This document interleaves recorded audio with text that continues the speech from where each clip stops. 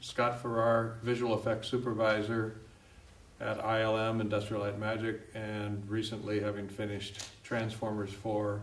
I started Transformers 4 worried because I knew that just the way the game plan was set up, the amount of time that we would be shooting the film when we started in May of 2013, and we were going to go right through almost into November.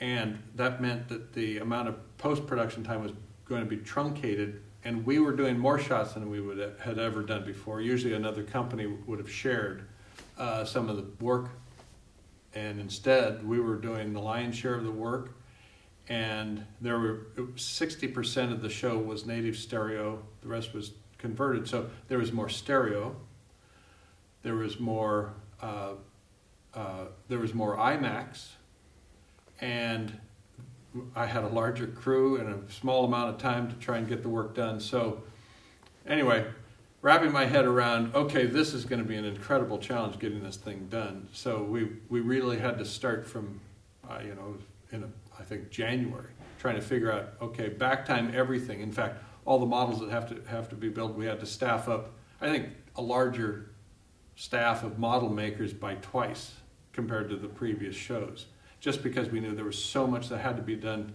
quicker all the way along. So that was the biggest challenge. Day one, you're worried about, are you going to release the movie on time? And that's the main goal.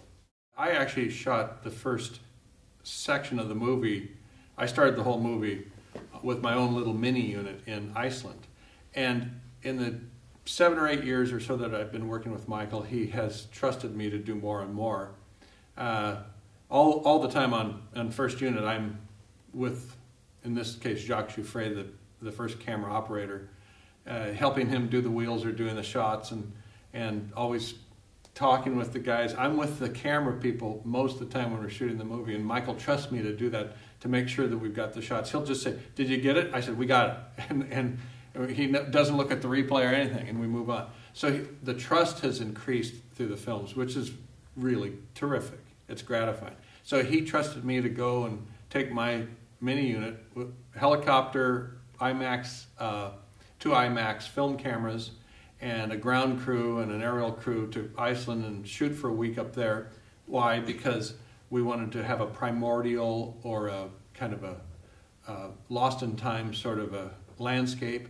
So Iceland was picked after lots of looking different places. Michael thought Hawaii had been used too much, and our whole thing was to have dinosaurs somewhere, so I went there. So it's a wonderful feeling that he said, "Yeah, you go do that," and everybody says, "Well, you must have had a lot of fun." No, there's a big monkey on your back. I've shown him all the stills. I went up there and scouted, talked through all the stuff that I think I'll do. But I've learned a lot of stuff from working with Michael, and that is, just because you've decided, okay, this is what we've got, and this is our previs, and these are the angles, and I kind of have an idea what I'm going to shoot. Okay, I've got a basis of what I'm going to go there and shoot.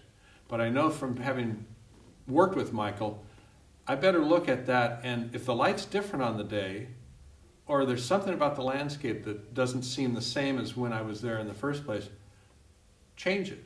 Shoot something different. Don't fly through it, fly backwards. Do a left pan instead of right pan. Whatever it is, change it. Just always let the location speak to you. And this all goes back to things we've been talking about, art. It's always about the artistic concept of you have to be fresh in the moment. And some of that is you can't plan it. You just have to go, this is not what I had in mind, but this over here looks fantastic. We're going to shoot this. Guys, let's go. And that's what we do. And I'll tell you, honestly, it makes me feel really good that he loved what we did. So, and that trust goes all the way through the whole making of the movie.